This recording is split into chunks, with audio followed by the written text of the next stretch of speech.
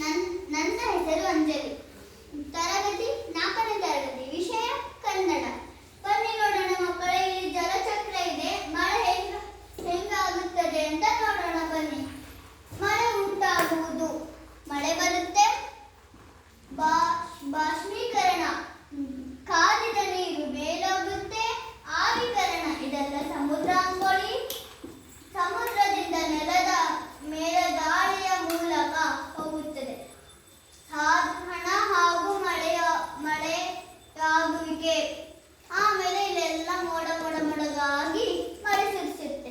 ಈ ತರನೇ ನಮ್ಮ ಪಳಕಳ ಸೀತಾರಾಮ ಭಟ್ ಅವರು ಒಂದು ಮಳೆ ಪದ್ಯ ಬರೆದಿದ್ದಾರೆ.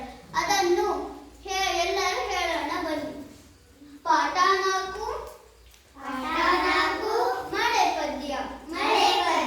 ಬಿಸಿಲ ಜಳಕ್ಕೆ ಕಡಲ ನೀರು ಆವಿಯಾಯಿತು. ಆವಿಯಾಗಿ ನೆಲದ ಕಡೆಗೆ ಬೀಸಿ ಬಂದಿತು. ನೆಲದ ಮೇಲೆ ಗುಡ್ಡ ಬೆಟ್ಟ ಅಡ್ಡವಾಯಿತು. ತಡೆದು ನಿಂತ ಮೋಡವೆಲ್ಲ ಮೇಲಕ್ಕೇರಿತು. ತಂಪು